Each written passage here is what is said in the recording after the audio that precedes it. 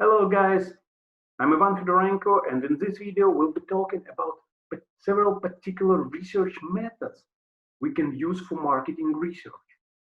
Because making different decisions, answering different questions, like about price, about advertising, or launching a new product, requires different information that we need to find in different ways.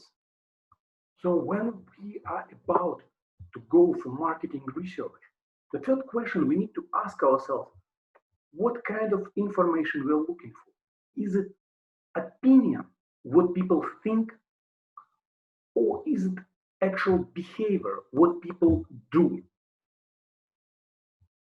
Opinion is all kinds of customers' ideas, like what brands do they know?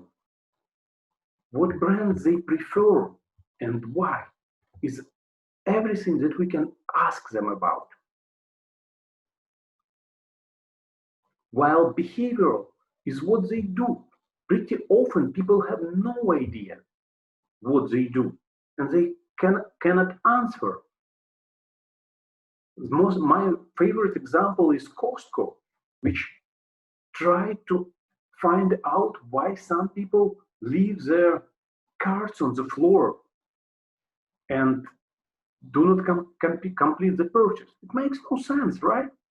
You spend like half an hour to drive to Costco, you spend an hour going around the store, filling your cart, and then you just drop it there and leave. It's not only inconvenient, but it incurs a lot of costs for a store to put these products from the car back on the shelf. So they started asking their customers what it was about. And it turns out customers have no idea. They cannot answer. They make up all kinds of totally senseless answers. So Costco started observing their behavior from running AI algorithms on their webcams installed all throughout the store to find the moment when people leave their cart. And they start analyzing what happened right before that. And they found out that people rub or bump into someone. So they touch other customers. It makes them uncomfortable to the degree that subconsciously they feel crowded and claustrophobic. So to the degree that they drop their cart and leave. Based on this information, Costco actually made their alleys in the store a little wider to make customers little less likely to bump into each other. This shows us the difference between opinions, what people think, and behaviors, what people do. For opinions, there are big types of information, either exploratory, which means we just trying to find new ideas, very wild guesses out there, new sources of inspiration for new product development, for our advertising. Then we use methods like focus groups on interviews. Interview means basically sitting with customer one-on-one and talking to them in an unstructured way. There are some basic questions we start from, like what store, for example, which stores you go for shopping, how often. And then based on their answers, we start digging deeper. Like what time of the day you go shopping, what kind of products you buy, why not this, how exactly you make a decision. The idea is that we are not going to quantify their answers and infer any information about the opinions of all the population in the market. You cannot do that by talking to one or two or three or 10 people. What we're looking for is signs of new ideas, something unexpected, something we don't know yet. And the same happens on focus groups. Focus groups are extremely helpful for new product development and new advertising development. We invite like 10, 12 customers, actual or potential customers, and start talking to them.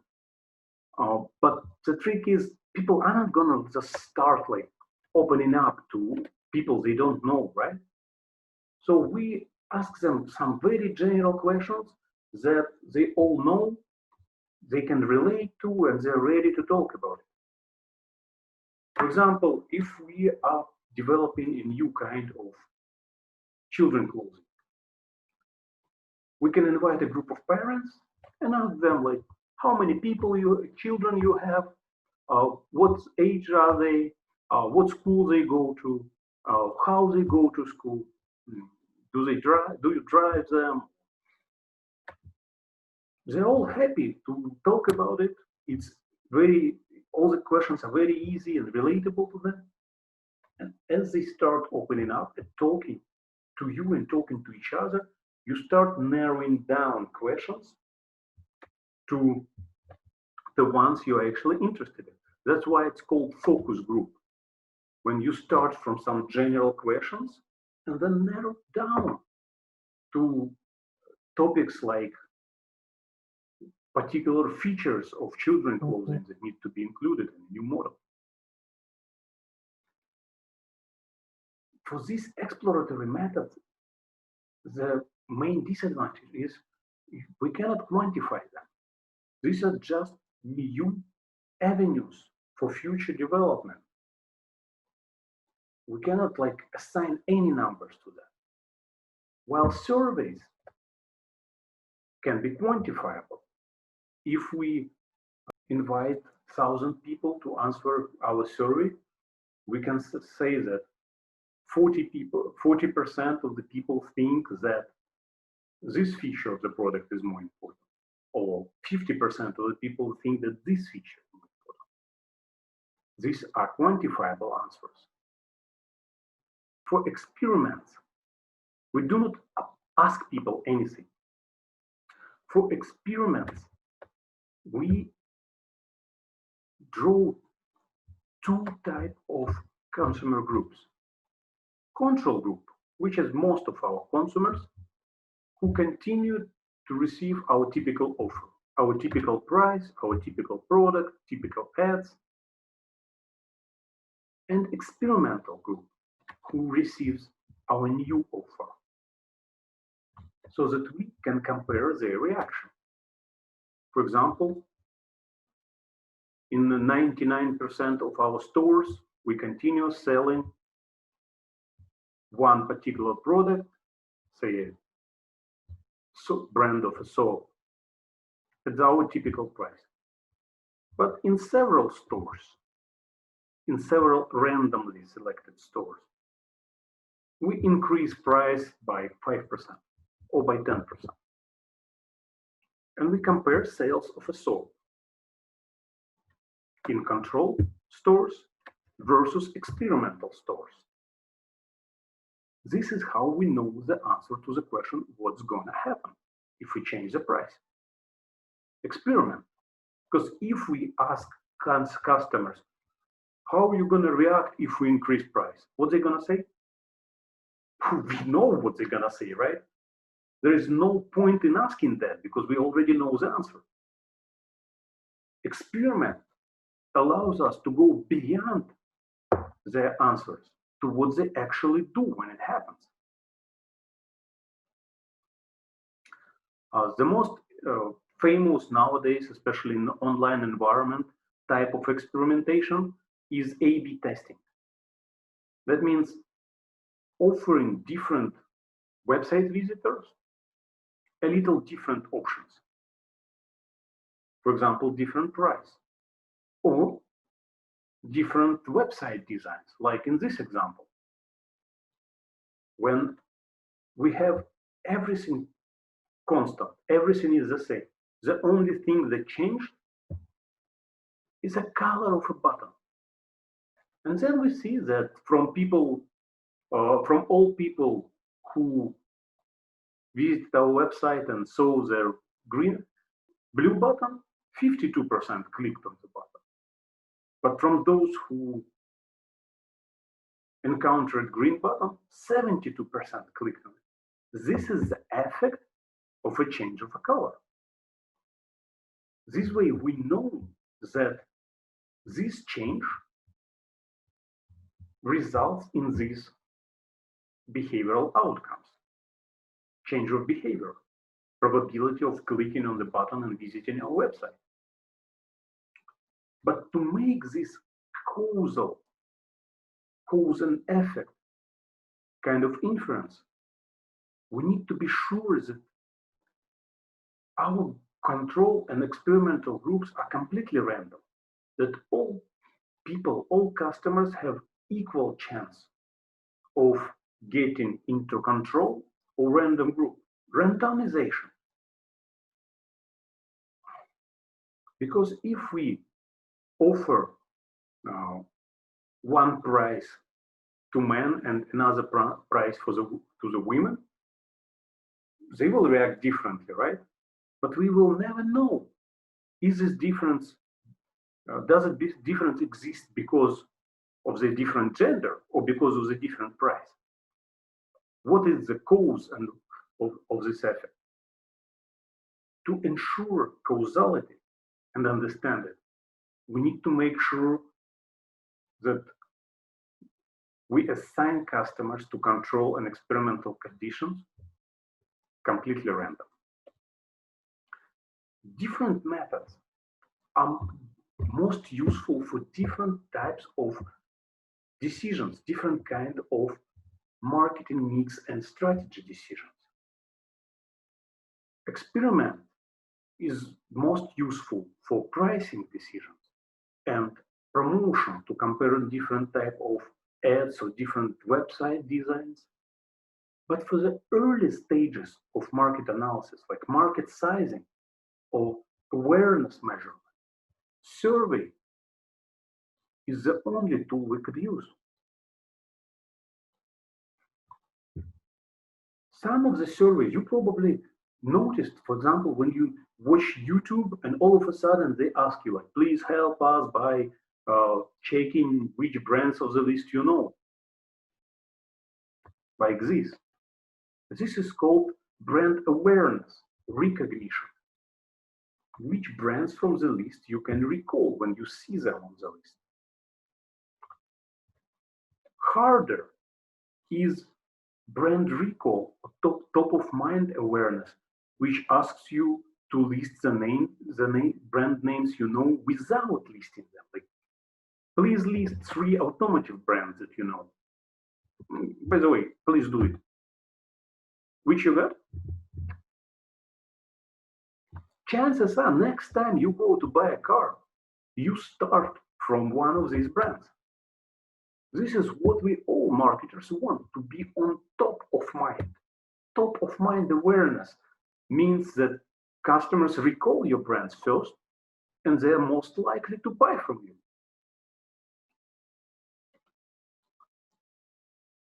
Another very useful use for surveys is measuring customer satisfaction, which drive repurchase and customer retention.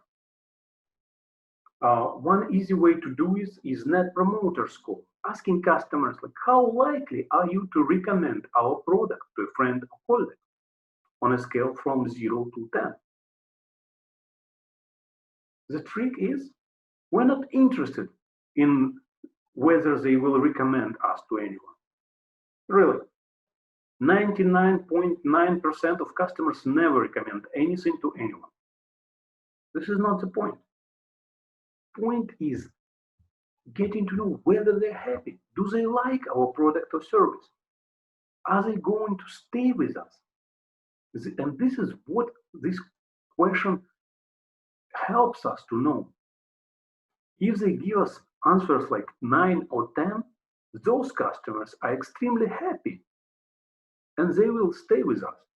But those one who gives us answers like 5, 6, or even 7, nah.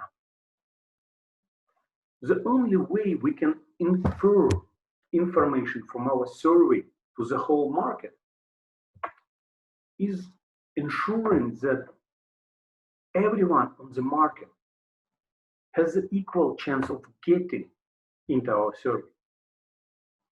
Because asking everyone on the market is physically impossible and extremely expensive. Imagine what these political pollsters do these days. All the polls results we see in the media, like who will win in November, they're based on answers of a couple thousand people from 3 million population of the United States. Seriously? Yes, seriously. It's possible, and these inferences are pretty reliable. But for them to be reliable, for marketers to be able to infer actions and opinions of the whole population from the small number of people we survey, this small group should be completely random. This is called probability or probabilistic sample. We can use also non-probabilistic samples based on people we can reach or people we prefer to survey. But then we shouldn't try to make any inferences about the whole market from these answers. All the marketing data we collect, primary, secondary, survey, experimental results, are stored in our company databases and should be readily available for future decision making.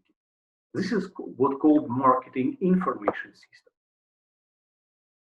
I listed here some of the software used by industry leaders to collect, analyze, and present marketing research.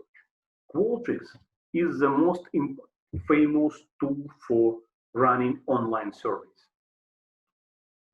I'm telling you, like 90% of all surveys you encounter online go through Qualtrics.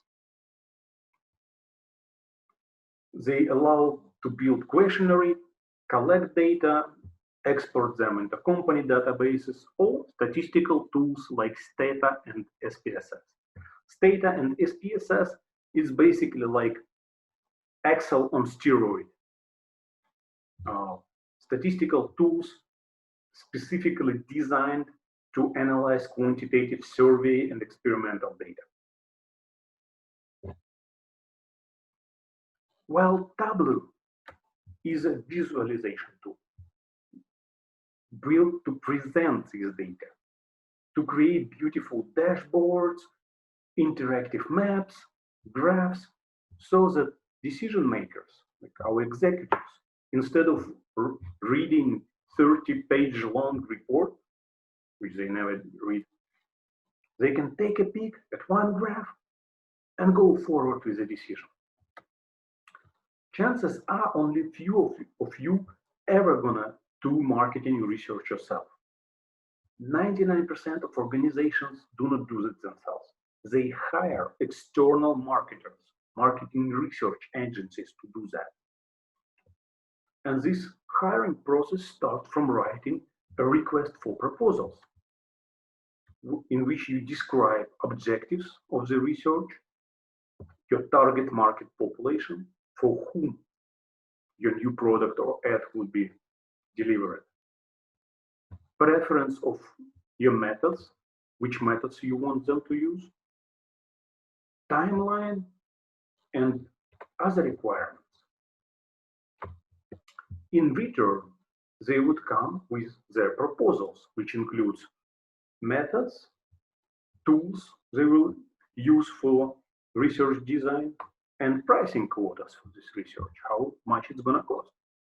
And when they deliver results after this research, you assess the quality of their work based on whether these results satisfied your initial need. Research starts from a decision and information missing that prevents us from making this decision. So the first question to assess the results of any research is, does it allow us to make the decisions we need to make? Then we look at the target population and the sample.